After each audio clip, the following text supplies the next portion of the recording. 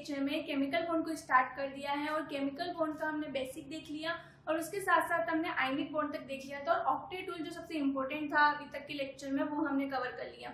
आज हम covalent bond पढ़ने वाले हैं। मैंने आपको ऑक्टेट टूल के बारे में बताया था कि जो भी ऑक्टेट टूल होता है वो क्या बोलते हैं, ऑक्टेट टूल के अकॉर्डिंग कोई भी एक एलिमेंट है वो क्या करता है, अपना ऑक्टेट कंप्लीट रखना चाहता है। उसी की वजह से आयनिक, कोवलेंट एंड कोऑर्डिनेट बॉन्ड का क्या होता है, फॉर्मेशन होता है। हमने आयनिक बॉन्ड कवर कर लिया है, आज हम अपना कोवलेंट बॉन्ड कवर करने वाले हैं। ठीक है, फर्स्ट इज कोवलेंट बॉन्ड होता क्या है।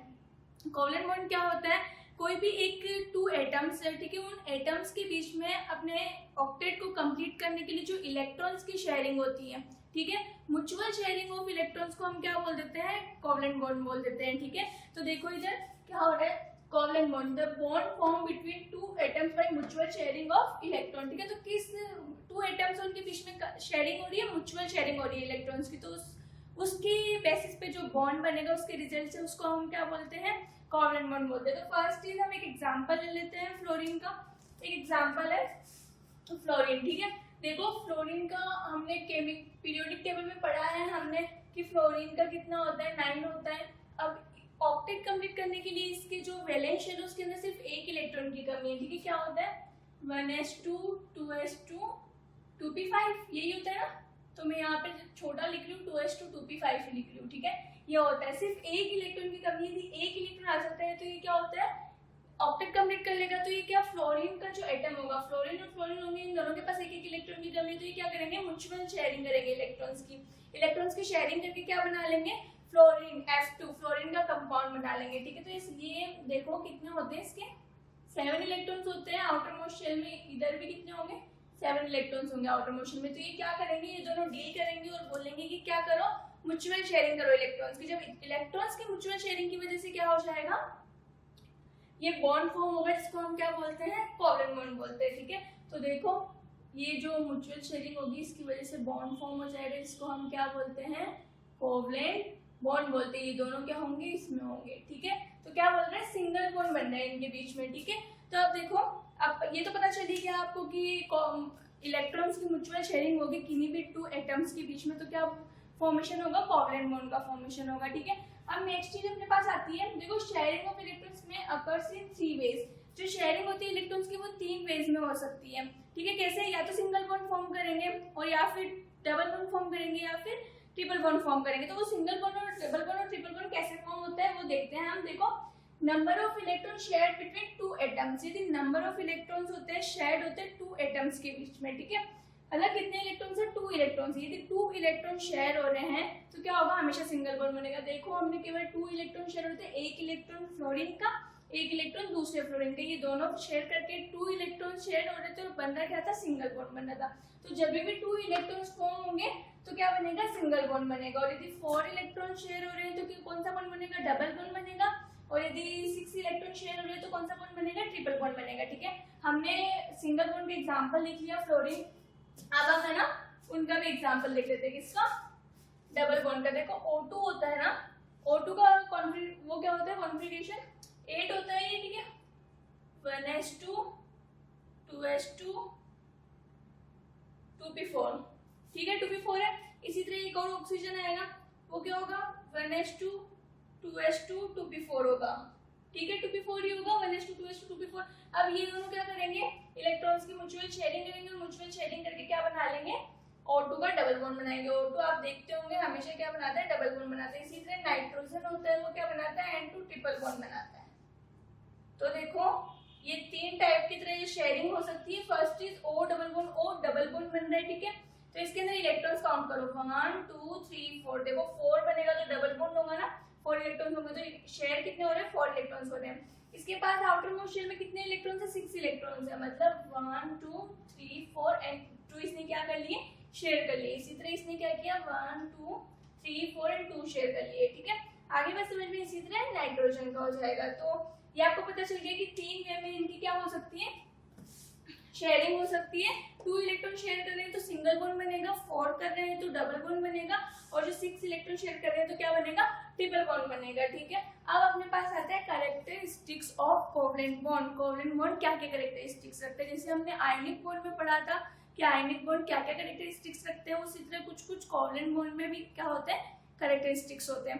फर्स्ट देखो, characteristics of covalent bond. Covalent compounds are generally liquid और गैस और सॉफ्ट सॉलिड। ठीक है, जो कोवलेंट कंपाउंड्स होते हैं जनरली लिक्विड, गैस और है ना सॉलिड्स होते हैं, सॉफ्ट सॉलिड्स होते हैं। ठीक है, उनका रीजन क्या होता है, क्योंकि उनके बीच जो इलेक्ट्रॉन्स की म्यूचुअल शेयरिंग हो रही है। ठीक है, इलेक्ट्रॉन की म्यूचुअल शेयरिंग की वजह से जो इलेक्ट्रॉन्स बन रहे हैं, उन जो बॉन्ड बन रहा है वो बॉन्ड होता है, वो क्या होता है, वीक वांडरवाल फोर्स होता है। वो जो बॉन्ड बनता है उसको हम क्या बोलते हैं, वीक वांडरवाल फोर्स होता है। और वीक वांडरवाल फोर्स है तो क्या होता है, वो आसानी से टूट जाता है। तो वो किस फॉर्म में रहते हैं, लिक्विड की फॉर्म में रहते हैं या सॉलिड की फॉर्म में रहते हैं। क्यों रहते हैं, क्योंकि उनके अंदर क्या होता है, वीक वांडरवाल फोर्स होता है। लेकिन इसका एक एक्सेप्शन भी है। ठीक है, एक्सेप्शन तो केमिस्ट्री पढ़ रहे हैं तो मतलब आप सोच के रखोगे कुछ ना कुछ जगह पे एक्सेप्शन आपको मिलने वाले हैं।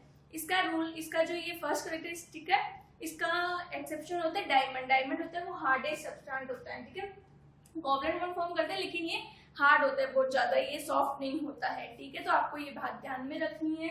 ये जो करेक्टरिस्टिक्स है डायमंड उसका क्या करता है, फॉलो नहीं करता है, उसका एक्सेप्शन है। डायमंड क्या है, एक्सेप्शन है। ठीक है, अब देखो कोवलेंट कंपाउंड होते हैं वो डायरेक्शनल होते हैं। मैंने कल आपको आयनिक कंपाउंड पढ़ाया था, तो मैंने बताया था कि जो आयनिक कंपाउंड्स होते हैं वो क्या होते हैं, नॉन डायरेक्शनल होते हैं नेचर में। ठीक है, लेकिन जो कोवलेंट कंपाउंड होते हैं वो क्या होते हैं, डायरेक्शनल होते हैं। अब वो डायरेक्शनल है तो वो रेजोनेंस भी शो करते हैं। अब आपके दिमाग में आ रहा होगा डायरेक्शनल कैसे है कोवलेंट कंपाउंड। तो देखो कोवलेंट कंपाउंड डायरेक्शनल होते हैं क्योंकि उनका जो स्पेस में ओरिएंटेशन होता है कंपाउंड्स का। ठीक है, इलेक्ट्रॉन्स की क्या होती है, म्यूचुअल शेयरिंग होती है। म्यूचुअल शेयरिंग की वजह से जो कोई भी एटम है या कोई भी कंपाउंड है उसका क्या होता है, स्पेस में क्या होता है, ओरिएंटेशन होता है, वो फिक्स्ड होता है। फिक्स्ड ओरिएंटेशन की वजह से क्या हो जाता है, वो नेचर में डायरेक्शनल होते हैं। लाइक आप ऐसे समझ सकते हो, nitrogen and nitrogen triple bond बना रहे तो जो नाइट्रोजन का स्पेस में ओरिएंटेशन है वो फिक्स्ड है कि हाँ भाई ये ऐसे जुड़ेगा। लाइक आप कैसे भी समझ सकते हो, ये डिसाइडेड है कि ये नाइट्रोजन यूं जुड़ेगा, यूं है, और ये ट्रिपल बॉन्ड बना रहा है और ये यूं जुड़ेगा। ठीक है, तो ये फिक्स है कि ये यूं ही जुड़ने वाला है। अब कोई आप NH3 ले लो तो वो आपको पता है कि नाइट्रोजन तो इसे, अगर हाइड्रोजन इसके नीचे जाएगा तो उनका ओरिएंटेशन क्या है, फिक्स है। अब यदि ओरिएंटेशन स्पेस में फिक्स्ड है तो उनकी क्या हो जाती है, डायरेक्शनल नेचर हो जाता है उनका। और क्या होता है, उनकी शेप और जो साइज होती है वो क्या होती है, फिक्स्ड होती है। तो कोवलेंट बॉन्ड डायरेक्शनल होते हैं नेचर में क्योंकि स्पेस में इनका ओरिएंटेशन क्या होता है, फिक्स्ड होता है। और ओरिएंटेशन फिक्स्ड है, इसकी वजह से इनकी शेप और साइज भी क्या होती है, फिक्स्ड होती है। और इसकी वजह से ये क्या करते हैं, रेजोनेंस शो करते हैं। देखो इसका थर्ड कैरेक्टरिस्टिक्स क्या है, कोवलेंट बॉन्ड होते हैं उनका मेल्टिंग पॉइंट और बॉइलिंग पॉइंट होता है वो बहुत लो होता है। ठीक है, अपन ने आयनिक बॉन्ड देखा था, उसके अंदर हमने देखा था कि जो मेल्टिंग पॉइंट और बॉइलिंग पॉइंट था वो बहुत हाई था। ठीक है, इसके अंदर क्या होता है, मेल्टिंग पॉइंट और बॉइलिंग पॉइंट क्या होता है, बहुत लो होता है। ठीक है, क्योंकि इनके बीच में जो कोवलेंट बॉन्ड होते हैं, मैंने आपको बताया था कि वांडरवाल फोर्स होते हैं, वीक वांडरवाल फोर्स होते हैं। इनकी वजह से क्या होता है, जब हम इनको हीट करते हैं तो क्या होता है, जल्दी से इनका जो बीच में अट्रैक्शन फोर्स होता है वो जल्दी से टूट जाता है बीच का। और यदि इनका अट्रैक्शन फोर्स जल्दी से टूट जाता है तो क्या होता है, ये आसानी से मेल्ट हो जाते हैं और आसानी से क्या हो जाते हैं, बॉइल हो जाते हैं। तो इनका मेल्टिंग एंड बॉइलिंग पॉइंट क्या होता है, बहुत लो होता है। और एक यहाँ पे टर्म आ रही है, देखो दे आर मोर वोलेटाइल। वो क्या होते हैं, मोर वोलेटाइल होते हैं। वोलेटाइल मतलब जो जितना जल्दी बॉइल हो जाता है या भाप, आपने सुना होगा वेपर। ठीक है, वेपर होता है जो जितना जल्दी वेपर बनाता है उसको अपन क्या बोलते हैं, मोर वोलेटाइल बोलते हैं। अब इनका यदि बॉइलिंग पॉइंट क्या है, बहुत लो है। लो बॉइलिंग पॉइंट का मतलब क्या हुआ कि जब हम इसको हीट करेंगे, लो बॉइलिंग पॉइंट का मतलब यही होता है ना, जब हमने एक बीकर में लिया, ठीक है, कोई भी एक चीज ली, उसको हम हीट कर रहे हैं। ठीक है, इसको हीट कर रहे हैं तो क्या होगा, ड्राइंग पे ना जाए, ड्राइंग मेरी थोड़ी ऐसी है, देखो यदि हम इसको हीट करते हैं, ठीक है, तो हीट करने में क्या होगा, ये बहुत जल्दी क्या होती है, इसकी बॉइल हो जाता है और इसकी वेपर बनना स्टार्ट हो जाती है। ठीक है, यदि बॉइलिंग पॉइंट जल्दी है तो क्या होगा, जल्दी उबल रहे तो इसकी वेपर बनने की टेंडेंसी भी क्या होगी, जल्दी होगी। तो उसी को अपन मोर वोलेटाइल बोलते हैं, जो आसानी से बॉइल, लो बॉइलिंग पॉइंट मतलब ये कि आसानी से बॉइल हो रहा है। आसानी से बॉइल हो गया इसका मतलब ये जल्दी से क्या बनेगी, वेपर बनेगी। तो इसकी जल्दी से वेपर बन रही है, इजी वे में क्या बन रही है, वेपर। ठीक है, इजीली वेपर बन रही है तो क्या हो जाएगा, इसका वोलेटाइल नेचर क्या हो जाएगा, मोर हो जाएगा। इसीलिए हम बोलते हैं जो कोवलेंट बॉन्ड्स होते हैं, जो कोवलेंट कंपाउंड होते हैं, उनका वोलेटाइल नेचर क्या होता है, वोलेटाइल नेचर क्या होता है, मोर होता है। ठीक है, हमने ये देख लिया। अब हम आगे मूव करते हैं, हमारा क्या है नेक्स्ट ये है कि कोवलेंट कंपाउंड्स होते हैं वो जनरली क्या होते हैं, देखो insoluble in polar solvent. Covalent compound होते हैं वो जनरली पोलर सॉल्वेंट होता है उसमें इनसोल्यूबल होते हैं, ठीक है, क्योंकि कोवलेंट कंपाउंड पोलर नहीं होते। मैंने आपको कल एक चीज बताई थी, लाइक डिसॉल्व लाइक। यदि आपको सोल्यूबल चीजें को देखना है, सॉल्वेंट देखना है कि कोई चीज इसमें सोल्यूबल है या नहीं है, सोल्यूबिलिटी आपको देखनी है, तो आपको एक रूल पता होना चाहिए, लाइक डिसॉल्व लाइक, ठीक है। जो लाइक मतलब जो सेम चीजें है वो क्या होती है, सेम चीज में घुलती है, ठीक है। यदि पोलर कंपाउंड है, पोलर और नॉन पोलर, आप अभी ज्यादा टेंशन ना लो, हम जब आगे डायपोल मोमेंट पढ़ेंगे तब हम देखेंगे। लेकिन जो कोवलेंट कंपाउंड जो बनाते हैं वो क्या होते हैं, पोलर नहीं होते हैं, ठीक है। कुछ कुछ कंपाउंड्स होते हैं, उनकी हम बाद में बात करेंगे। तो ये जो क्या होता है, देखो कोवलेंट कंपाउंड है generally insoluble in polar solvent में, पोलर सॉल्वेंट में जनरली इनसोल्यूबल होते हैं, क्योंकि मैंने कल भी बताया था लाइक डिसॉल्व लाइक, सेम चीजें होती है वो सेम में ही घुलती है। पोलर होगा वो पोलर सॉल्वेंट में घुल जाएगा आसानी से, और पोलर होगा वो नॉन पोलर में आसानी से कभी भी नहीं घुल सकता है, घुलेगा नहीं, ठीक है, क्योंकि सेम को घोलता है। इसीलिए क्या होते हैं जो कोवलेंट कंपाउंड्स होते हैं वो क्या होते हैं, पोलर सॉल्वेंट में नहीं घुलते हैं, ठीक है, सोल्यूबल नहीं होते हैं। लाइक वाटर है, मैंने कल बताया था आपको, वाटर क्या होता है, पोलर सॉल्वेंट होते हैं।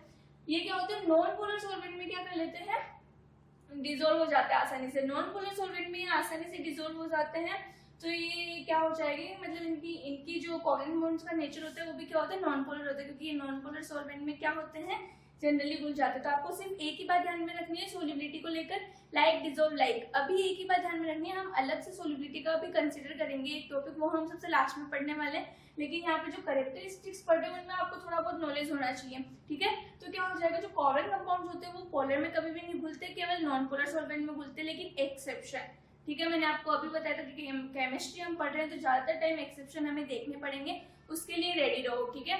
वो तो याद करने ही पड़ेंगे, थोड़े बहुत जो इनके लॉजिक है वो मैं बताती हूँ, लेकिन कुछ कुछ चीजें तो याद रखनी पड़ती है, ठीक है। तो देखो जो एक्सेप्शन होता है इसका वो होता है एल्कोहल होता है, वो क्या होता है, डिसॉल्व हो सकता है वाटर में। एल्कोहल होता है वो वाटर में डिसॉल्व होता है, वाटर पोलर सॉल्वेंट है लेकिन फिर भी एल्कोहल उसमें डिसॉल्व हो रहा है। तो इसका रीजन ये है कि एल्कोहल और वाटर के बीच में क्या हो जाती है, हाइड्रोजन बॉन्डिंग हो जाती है। हाइड्रोजन बॉन्डिंग की वजह से क्या होता है, ये आसानी से घुल जाता है, ठीक है। एल्कोहल हम जैसे कुछ भी ले लें, मैं आपको जनरल नॉलेज दे रही हूँ, ये एल्कोहल है, ठीक है, और ये वाटर है अपना, ठीक है। तो ये जो हाइड्रोजन होता है और ये इसका हाइड्रोजन इनके बीच में क्या हो जाती है, ऑक्सीजन एंड हाइड्रोजन के बीच में क्या हो जाती है, हाइड्रोजन बॉन्डिंग हो जाती है। क्या होती है, हाइड्रोजन बॉन्डिंग। इस हाइड्रोजन बॉन्डिंग की वजह से क्या होगा, ये वाटर में आसानी से घुल जाता है, डिसॉल्व हो जाता है। हाइड्रोजन बॉन्डिंग में हम आगे पढ़ेंगे। हाइड्रोजन बॉन्डिंग के लिए आपको याद करने का तरीका भी बताऊंगी मैं, आपको पता चलेगा किन किन बॉन्ड्स के बीच में क्या होती है, हाइड्रोजन बॉन्डिंग होती है, ठीक है। तो आपको हाइड्रोजन बॉन्डिंग का अभी इतना से ध्यान रखना है, क्योंकि ये ऑक्सीजन और हाइड्रोजन है, ये दोनों क्या बना लेते हैं, हाइड्रोजन बॉन्डिंग बना लेते हैं। और हाइड्रोजन बॉन्डिंग की वजह से एल्कोहल होता है वो पोलर सॉल्वेंट वाटर में भी क्या हो जाता है, डिसॉल्व हो जाता है, ठीक है। ये बात समझ में आ गई आपको। एक्सेप्शन था ये, क्योंकि एल्कोहल क्या होता है, पोलर सॉल्वेंट हाइड्रोजन में डिसॉल्व हो जाता है, ठीक है। अब नेक्स्ट है, देखो नेक्स्ट क्या है, these compounds are fat conductors of electricity. अब देखो मैंने आपको कल आयनिक बॉन्ड पढ़ाया था, मैंने उसमें बताया था कि आयनिक बॉन्ड्स होते हैं वो क्या होते हैं, आयनिक कंपाउंड्स होते हैं वो क्या होते हैं, गुड कंडक्टर्स होते हैं इलेक्ट्रिसिटी के। अब इलेक्ट्रिसिटी के गुड कंडक्टर्स क्यों है, क्योंकि उनके बीच में जो आयंस है उनमें जो इलेक्ट्रॉन्स होते हैं वो क्या होते हैं, फ्री होते हैं। मैंने मोल्टन स्टेट में बोला था, मोल्टन स्टेट में क्या होता है, जो आयंस है वो क्या होते हैं, फ्री होते हैं। आयंस फ्री है तो आप फिजिक्स में भी पढ़ोगे और आगे आप केमिस्ट्री में इलेक्ट्रोकेमिस्ट्री आप एक चैप्टर आएगा उसके अंदर भी आप थोड़ा बहुत इसको देखोगे, लेकिन आप फिजिक्स में मेनली पढ़ते ही हो जब आप इलेक्ट्रिक करंट वगैरह पढ़ते हो कि जो इलेक्ट्रॉन्स होते हैं उनकी वजह से क्या होगी, आयंस है इलेक्ट्रॉन्स है उनकी वजह से क्या होती है, इलेक्ट्रिसिटी क्या होती है, फ्लो होती है किसी भी करंट में, ठीक है। ये बात तो आपको थोड़ा बहुत नॉलेज है ही, फिजिक्स में पढ़ा है आपने। तो ये आपको देखना है, आयंस आयनिक बॉन्ड होते हैं उसके अंदर आयंस होते हैं मोल्टन स्टेट में, आयंस होते हैं तो उनकी वजह से क्या होता है, वो इलेक्ट्रिसिटी के क्या होते हैं, गुड कंडक्टर्स होते हैं, ठीक है।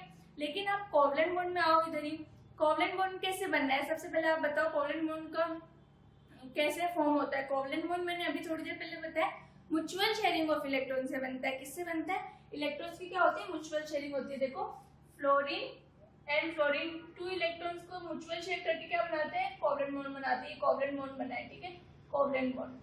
तो ये म्यूचुअल शेयरिंग से कोवलेंट बॉन्ड बना रहे हैं, तो इनका क्या है, कोई भी इलेक्ट्रॉन फ्री है यहाँ पे या फिर कोई भी आयंस है, आयंस तो साफ दिख रहे नहीं है, इलेक्ट्रॉन्स भी क्या कर रहे हैं, शेयरिंग कर रहे हैं, इलेक्ट्रॉन शेयर कर रहे हैं, फ्री बिल्कुल भी नहीं है, शेयरिंग हो रही है।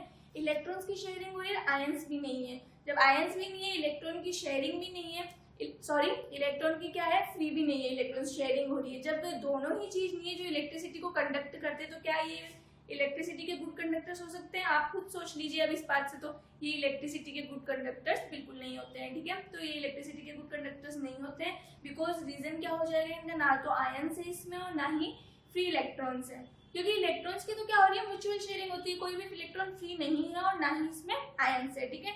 आई होप आपको ये पॉइंट अच्छे से समझ में आ गया होगा। लेकिन देखो इसका भी एक्सेप्शन है, इसका एक्सेप्शन है ग्रेफाइट। ग्रेफाइट क्या होता है, इलेक्ट्रिसिटी का बहुत अच्छा गुड कंडक्टर होता है। आपको ये एक्सेप्शन देखना पड़ेगा, याद रखना पड़ेगा। जो ग्रेफाइट होते हैं वैसे याद रह जाएगा, आप थोड़ा बहुत करोगे प्रैक्टिस तो। ग्रेफाइट होते हैं वो क्या होते हैं, गुड कंडक्टर होता है इलेक्ट्रिसिटी का, ठीक है। अब नेक्स्ट पे अपन मूव करते हैं 6 कैरेक्टरिस्टिक्स पे। तो देखो reaction between covalent compounds are slow. Covalent compounds की रिएक्शन होती है वो स्लो होती है, ठीक है। अब इसका रीजन देखो आप, कोवेलेंट कंपाउंड की जो रिएक्शंस होती है वो स्लो क्यों होती है, हम देखते हैं। देखो कोवेलेंट कंपाउंड है, उसके अंदर क्या बन रहा है, इलेक्ट्रॉन की म्यूचुअल शेयरिंग से क्या हो रहा है, बॉन्ड बन रहा है, ठीक है। इलेक्ट्रॉन के म्यूचुअल शेयरिंग से बॉन्ड बने तो उनके बीच में एक बॉन्ड बने हुआ है, ठीक है। तो कोई भी रिएक्शन होती है तो पहले क्या होता है, वो बॉन्ड को तोड़ना पड़ेगा। उस बॉन्ड को ब्रेक करने के बाद में क्या होगा, वो आगे रिएक्शन फर्दर करेगा, आगे रिएक्शन में पार्ट लेगा। तो जो भी बॉन्ड है, लाइक मैं फ्लोरीन की कोई रिएक्शन करवाती हूँ कुछ भी, ठीक है, मैंने एक एग्जांपल लिया है, ठीक है। तो क्या हो जाएगा, ये क्या हो रहा है, एक तो ओवरलैपिंग हो रही है इलेक्ट्रॉन्स की, हम बोल सकते हैं, या फिर क्या हो रहा है, इसमें बॉन्ड बन रहा है, ठीक है। इन फ्लोरीन और फ्लोरीन के बीच में क्या बन रहा है, बॉन्ड बन रहा है। तो किसी भी रिएक्शन में पार्टिसिपेट लेने के लिए क्या करना पड़ेगा, बॉन्ड को तोड़ना पड़ेगा। बॉन्ड को ब्रेक करने के लिए क्या होता है, ये पहले बॉन्ड ब्रेक होता है, फिर फर्दर ये क्या होती है, रिएक्शन फॉलो होती है। तो बॉन्ड ब्रेक करने में जो भी टाइम होता है वो कंज्यूम होता है, इसलिए क्या होती है, रिएक्शन स्लो होती है। पहले बॉन्ड ब्रेक होगा, उसके बाद में रिएक्शन में क्या लेगा, पार्ट लेगा। इसलिए हमेशा याद रखना, रिएक्शन होती है कोवेलेंट कंपाउंड्स की, वो क्या होती है, स्लो होती है, ठीक है। आगे आपको बात समझ में, तो हमने ये पढ़ लिए 4 कैरेक्टरिस्टिक्स, ठीक है। तो हमने अपना कोवेलेंट कंपाउंड देखा कि उसमें इलेक्ट्रॉन्स की क्या होती है, म्यूचुअल शेयरिंग होती है। इलेक्ट्रॉन्स की म्यूचुअल शेयरिंग की वजह से क्या बनते हैं, कोवेलेंट बॉन्ड का फॉर्मेशन होता है अपने पास, ठीक है। अब मैंने double bond, triple bond and single bond का भी बताया।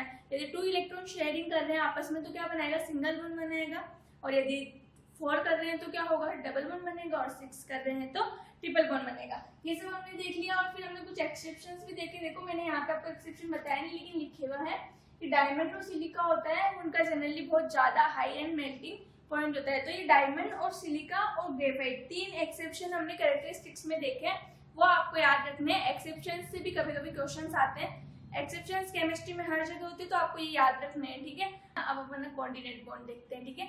कोऑर्डिनेट बॉन्ड का कैसे फॉर्मेशन होता है, देखो the bond form when the shared pair of electron is provided by one of the bonding atom, ठीक है। क्या होता है, कोऑर्डिनेट बॉन्ड कैसे फॉर्मेशन होगा, जब कोई शेयर्ड पेयर ऑफ इलेक्ट्रॉन होता है, वो क्या होता है, प्रोवाइड किया जाता है बॉन्डिंग एटम से, तो उसको क्या बोलते हैं, इस तरह से जो बॉन्ड बनता है उसको हम क्या बोलते हैं, कोऑर्डिनेशन बॉन्ड बोलते हैं, ठीक है, कोऑर्डिनेट बॉन्ड बोलते हैं। अब कोऑर्डिनेट बॉन्ड को फॉर्म करने की 2 कंडीशंस होती है, ठीक है, वो नेसेसरी कंडीशन है। यदि ये कंडीशन है आपके एटम में तो क्या होगा, वो बॉन्ड कोऑर्डिनेट बॉन्ड बना सकता है, नहीं तो नहीं बना सकता है। फर्स्ट, जो भी डोनर एटम होता है, जो shared pair of electron provide करता है, ठीक है, इसने क्या बोला, shared pair of electron provide करता है कोई एटम, ठीक है, फिर वो जो शेयर करता है इलेक्ट्रॉन पेयर को, उसको हम उससे जो बॉन्ड बनता है उसको क्या बोलते हैं, कोऑर्डिनेट बॉन्ड बोलते हैं। तो फर्स्ट चीज तो ये हो गई, जो भी एटम है, जो डोनर एटम है, जो क्या करेगा, डोनर किसको बोल रहे हैं, जो क्या कर रहा है, इलेक्ट्रॉन पेयर क्या कर रहा है, प्रोवाइड करवा रहा है। तो जो भी डोनर एटम है उसके पास electron share pair, lone pair होना चाहिए एक तो, और क्या होना चाहिए, उसका ऑक्टेट कंप्लीट होना चाहिए। ऐसा बिल्कुल भी नहीं होगा कि उसके पास लोन पेयर तो है लेकिन इलेक्ट्रॉन्स क्या है, ऑक्टेट कंप्लीट नहीं है, ठीक है, तब तो वो कभी भी कोऑर्डिनेट बॉन्ड का फॉर्मेशन नहीं करेगा। देखो मैं आपको एक एग्जांपल देखती हूँ, CH2 लेते हैं हम, ठीक है। देखो CH2 का क्या हो जाएगा, CHH, ठीक है। इसने एक और एक, कार्बन के पास कितने होते हैं, 4 होते हैं आउटर मोस्ट शेल में, इसने एक और एक 2 शेयर कर लिए, तो इसके पास 2 इलेक्ट्रॉन बच गए, मतलब इसके पास क्या है, एक लोन पेयर है, ठीक है, एक लोन पेयर है। तो देखना 1 2 3 4 5 6, इसका ऑक्टेट कंप्लीट है, नहीं है, तो ये कभी भी अपना लोन पेयर क्या कर सकता है, डोनेट नहीं कर सकता है। और यदि ये लोन पेयर डोनेट नहीं कर सकता है तो ये क्या करेगा, कोऑर्डिनेट बॉन्ड भी कभी फॉर्म नहीं कर सकता है, ठीक है। तो यही बात मैं आपको समझाना चाह रही हूँ कि कोऑर्डिनेट बॉन्ड की फर्स्ट नेसेसरी कंडीशन है कि उसके पास लोन पेयर होने चाहिए एटम के पास, डोनर एटम के पास, है उसका ऑक्टेट फुल कंप्लीट होना चाहिए। इसका देखो इसके पास लोन पेयर, तो इसलिए ये गलती कभी भी मत करना, हाँ लोन पेयर है तो कोऑर्डिनेट बॉन्ड बना सकते हैं, लोन पेयर है तो कोऑर्डिनेट बॉन्ड नहीं बना सकते यदि उसका ऑक्टेट कंप्लीट नहीं है। तो नेसेसरी कंडीशन है ऑक्टेट भी कंप्लीट होना चाहिए और उसके पास लोन पेयर भी प्रेजेंट होना चाहिए। इसके पास सिर्फ लोन पेयर प्रेजेंट है, ऑक्टेट कंप्लीट नहीं। काउंट करो 1 2 3 4 5 6 इलेक्ट्रॉन्स के पास ऑक्टेट कंप्लीट है नहीं है, तो ये कभी भी कोऑर्डिनेट बॉन्ड का फॉर्मेशन नहीं करेगा क्योंकि इसके पास लोन पेयर है बट क्या है, लोन पेयर तो है बट क्या ये ऑक्टेट कंप्लीट कर रहा है, नहीं कर रहा है। ठीक है, तो अपनी जो ये कंडीशन है फर्स्ट ये यही बोलती है, देखो octet of donor atom should be complete and should have at least one lone pair of electron. First condition necessary है, मैंने यहाँ पे नेसेसरी कंडीशन लिख रखा है, यदि कोई भी आपका एटम है, मॉलिक्यूल है, उसके अंदर यदि ये कंडीशंस फॉलो हो रही है तो ही वो कोऑर्डिनेट बॉन्ड का फॉर्मेशन करेगा, वरना कोऑर्डिनेशन बॉन्ड का फॉर्म नहीं होगा। ठीक है, ये बात पता चल गई। मैंने आपको यहाँ पे एग्जांपल से समझा दिया, आई होप आपको समझ में भी आ गया होगा। तो क्या होना चाहिए, कोई भी एटम हो उसके पास, डोनर एटम हो उसके पास ऑक्टेट कंप्लीट होना चाहिए और वन लोन पेयर एटलीस्ट होना चाहिए। इन दोनों में से कोई भी कंडीशन यदि नहीं है, फुलफिल नहीं हो रही है, तो वो कभी भी क्या कोऑर्डिनेट बॉन्ड का फॉर्मेशन नहीं कर सकता है। ठीक है, आगे बात समझ में। एंड जो अपना सेकंड है वो क्या है, देखो एक्सेप्टर एटम होना चाहिए, उसके पास क्या होनी चाहिए, डेफिशिएंसी होनी चाहिए वन लोन पेयर की। ठीक है, देखो acceptor atom should have a deficiency of at least one pair of electron. तो जो आपके पास एक्सेप्टर एटम है, एक तो डोनर एटम में जो इलेक्ट्रॉन पेयर होगा, लोन पेयर होगा, उसको क्या करेगा, डोनेट करेगा। सेकंड होता है जो एक्सेप्ट करता है। ठीक है, जो एक्सेप्ट कर रहा है तो उसके पास क्या होनी चाहिए, एक्सेप्ट कब कर सकते हैं, जब उसके पास क्या है, या तो वैकेंट ऑर्बिटल है या फिर क्या है, उसके पास डेफिशिएंसी है वन लोन पेयर की, वन इलेक्ट्रॉन पेयर की, तभी वो एक्सेप्ट कर सकता है। ठीक है, तो ये बात आपको पता होनी चाहिए। टू फॉलोइंग कंडीशन से जो फॉलो होनी ही चाहिए किसी भी एटम में, यदि वो क्या करता है, कोऑर्डिनेट बॉन्ड को शो करता है। ठीक है, आगे बात समझ में। अब देखो जो भी ये मैंने यहाँ पे लिख रखा है, atom which provide electron pair for sharing is called donor. ठीक है, तो जो भी एटम है वो कोऑर्डिनेट बॉन्ड बना रहा है, तो वो जो शेयर पेयर इलेक्ट्रॉन को क्या कर रहा है, शेयर कर रहा है या फिर प्रोवाइड करवा रहा है इलेक्ट्रॉन को, तो उसको तो हम क्या बोलेंगे, डोनर एटम बोलेंगे, क्योंकि वो इलेक्ट्रॉन पेयर को क्या कर रहा है, दे रहा है। और जो दूसरा होगा वो क्या कर रहा है, ले रहा है डोनर एटम से, तो उसको क्या बोल देते हैं, एक्सेप्टर बोल देते हैं। ठीक है, देखो एक तो दे रहा है वो डोनर हो गया, दूसरा ले रहा है तो वो क्या होगा, एक्सेप्टर। तो इस जो कोऑर्डिनेट बॉन्ड है उसका सेकंड नेम एक्सेप्टर और डोनर बॉन्ड भी होता है, इसीलिए इसको क्या बोलते हैं, डेटिव बॉन्ड बोलते हैं। आपको कोई बोल दे कि डेटिव बॉन्ड किसको बोलते हैं तो कंफ्यूज नहीं होना है, डेटिव बॉन्ड हमेशा कोऑर्डिनेट बॉन्ड को ही बोलते हैं, क्योंकि डोनर और एक्सेप्टर के बीच में फॉर्म होते हैं, इसलिए इसको क्या बोल देते हैं, डेटिव बॉन्ड बोल देते हैं। ठीक है, आगे आपको बात समझ में। अब देखो हम यहाँ पे एक एग्जांपल लेके चलते हैं, एग्जांपल है NH4+ का। ठीक है, NH4+ का एग्जांपल है, तो देखो नाइट्रोजन है, इसके पास क्या है, 3 हाइड्रोजन है, मैं ये 3 हाइड्रोजन इस तरह से बना रही हूँ। ठीक है, 1 2 3। अब नाइट्रोजन 7 होता है, उसके आउटर मोस्ट शेल में 5 इलेक्ट्रॉन्स होते हैं, आपको नहीं पता देखो तो यहाँ पे बना लो 7। कॉन्फ़िगरेशन क्या होगा, 1s2 2s2 2p3। ठीक है, देखो ये आउटर मोस्ट शेल, इसमें कितने हैं, 5 इलेक्ट्रॉन्स है, 5 इलेक्ट्रॉन्स है। आउटर मोस्ट शेल की देखते हैं, 1 2 3 इसने पेयर बना लिए। ठीक है, बॉन्ड बना लिया, बचा कितना, 2 इलेक्ट्रॉन्स बच गए। 2 इलेक्ट्रॉन्स बच गए मतलब इसके पास कितना है, 1 लोन पेयर है। कितना है, 1 लोन पेयर। 2 इलेक्ट्रॉन्स बच गए और 2 क्या हो जाएगा, 1 लोन पेयर होगा। ठीक है, जो भी 2 इलेक्ट्रॉन्स होते हैं उसको क्या बोलते हैं, 1 लोन पेयर बोलते हैं। ये 1 लोन पेयर है, 3 इसने बॉन्ड में शेयर कर लिया और 1 लोन पेयर बच गया। ठीक है, अब इसका देखो ऑक्टेट कंप्लीट हो रहा है क्या, देखो काउंट करो 1 2 3 4 5 6 7 8। अरे हाँ, इसका तो ऑक्टेट भी कंप्लीट हो रहा है, इसका ऑक्टेट भी कंप्लीट है और इसके पास लोन पेयर भी है। ठीक है, ऑक्टेट कंप्लीट हो, लोन पेयर भी है, तो ये क्या करेगा, कोऑर्डिनेट बॉन्ड आराम से बना सकता है। तो ये जो H+ आयन आता है इसके पास, उसके साथ क्या करता है, ये coordinate bond share, coordinate bond बनाता है H+ आयन के साथ। कैसे बनाएगा, देखो इधर ये नाइट्रोजन, ये हाइड्रोजन, ये हाइड्रोजन, ये हाइड्रोजन, ये जो इसके पास लोन पेयर था इसने क्या कर दिया, H+ के साथ क्या किया, शेयर करके क्या बना लिया, कोऑर्डिनेट बॉन्ड बना लिया। इसको हम क्या बोलते हैं, NH4+ को अमोनियम आयन, क्या बोलते हैं, अमोनियम आयन। ठीक है, आपको नहीं पता तो आप लिख लेना, NH4+ को अमोनियम आयन बोलते हैं और ये क्या बनाता है, NH4+ कोऑर्डिनेट बॉन्ड बनाता है। अब एक चीज, ये तो आपको एग्जांपल समझ में आ गया, मैंने ये भी बता दिया कि कौन कौन से बॉन्ड कोऑर्डिनेट बॉन्ड बनाएंगे। देखो कभी भी कोऑर्डिनेट बॉन्ड बनता है तो उसका सिंबल होता है, कोऑर्डिनेट बॉन्ड का सिंबल होता है, उसको इस एरो के सिंबल से डिनोट करते हैं। ठीक है, कोऑर्डिनेट बॉन्ड को कभी भी शो करते हैं तो ये एरो से शो करते हैं। ठीक है, देखो मैंने यहाँ पे ये एरो बनाया, इससे शो किया है। और एक चीज और आपको ध्यान में रखनी है, जो ये लोन पेयर, जो लोन पेयर इसको डोनेट करता है, जो एक्सेप्टर एटम होता है उसको जो लोन पेयर डोनेट करता है वो डोनेट करेगा, लेकिन ये हमेशा NH3 के पास भी काउंट होगा। ठीक है, NH3 के पास भी क्या होता है, काउंट होता है। अब नेक्स्ट चीज मेरे को आपको ये बतानी है, मैंने यहाँ पे लिखी नहीं है लेकिन आपको थोड़ा बहुत पता होनी चाहिए, तो मैं आपको बता देती हूँ, आप ध्यान से सुन लीजिए। नेक्स्ट चीज ये है कि जो ये एरो का डायरेक्शन है वो ये बिल्कुल भी जरूरी नहीं है कि मोस्ट इलेक्ट्रोनेगेटिव एटम से लीस्ट इलेक्ट्रोनेगेटिव एटम की तरफ होती है या फिर लीस्ट से मोस्ट इलेक्ट्रोनेगेटिव की तरफ होती है, ठीक है। ऐसा कुछ भी जरूरी नहीं है। जो ये एरो की डायरेक्शन है वो डिपेंड करती है कि कौन डोनर एटम और कौन एक्सेप्टर है, ठीक है। चाहे वो कम इलेक्ट्रोनेगेटिव एटम हो या फिर चाहे ज्यादा इलेक्ट्रोनेगेटिव हो, तो इसकी जो डायरेक्शन होती है एरो की वो कम से ज्यादा की तरफ भी हो सकती है और ज्यादा से कम की तरफ भी हो सकती है। तो ऐसा कुछ भी नहीं है कि ये कौन डायरेक्शन किसकी तरफ होती है, ज्यादा से कम की तरफ होगी या कम से ज्यादा की तरफ होगी इलेक्ट्रोनेगेटिविटी के बेसिस पे, ऐसा बिल्कुल भी डिपेंड नहीं। क्योंकि ये डोनर एक्सेप्टर बॉन्ड है, डेटिव बॉन्ड है, तो इसका क्या होता है, हमेशा एक ही चीज पे ध्यान रखो। फर्स्ट फुलफिल क्या होनी चाहिए इसकी कंडीशंस, पहले ऑक्टेट कंप्लीट होना चाहिए, एटलीस्ट 1 लोन पेयर होना चाहिए। ऑक्टेट कंप्लीट है, 1 लोन पेयर है, तो क्या होता है वो बॉन्ड बना सकता है कोऑर्डिनेट। एंड जो एक्सेप्टर होता है उसके पास क्या होना चाहिए, एटलीस्ट डेफिशिएंसी होनी चाहिए 1 लोन पेयर की, ठीक है। तो हमने ये देख लिया। मैं आपको एक और एग्जांपल बताती हूँ, आपने ये देख लिया होगा, तो मैं इसको साफ करके आपको एक और एग्जांपल बता देती हूँ अच्छा वाला। हम एक एग्जांपल और देख लेते हैं, ठीक है।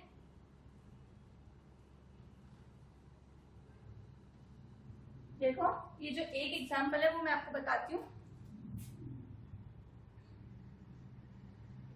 NH3 BF3, देखो कैसे होता है NH3 में। NH3 का हमने जस्ट अभी देखा है।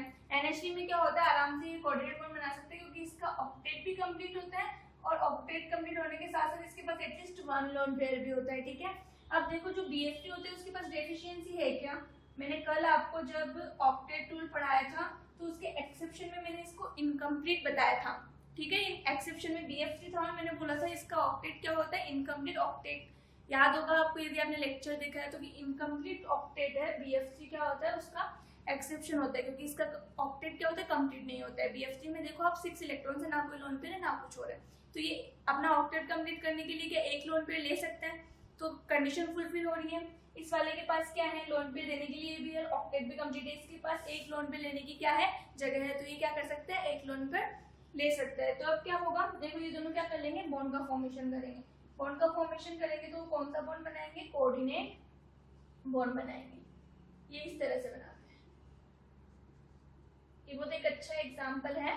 देखो हम जब लुईस एसिड और लुईस बेस पढ़ेंगे तब भी हम इस एग्जांपल को देखेंगे, ठीक है। जो लॉन पेयर डोनर होता है वो क्या होता है, लुईस बेस होता है, और जो एक्सेप्टर होता है वो क्या होता है, लुईस एसिड होता है। थोड़ा बहुत हम इसका भी देखेंगे लेकिन हम जब वो आगे पढ़ेंगे चैप्टर में तब देखेंगे, ठीक है। अभी तो आपको ये बस 2 एग्जांपल है जो कोऑर्डिनेट बॉन्ड की, बहुत अच्छा एग्जांपल आपको ध्यान में रखनी चाहिए। NH4+ एंड NH3 और BF3 एक अच्छे एग्जांपल है जो दोनों मैंने आपको बता दिया। और जो मेन चीज अब आपको ध्यान में रखने की है लेक्चर्स में, वो आप देखो मैंने आज जो लेक्चर बताया उसमें covalent bond and coordinate bond के बारे में हमने पढ़ा है, ठीक है।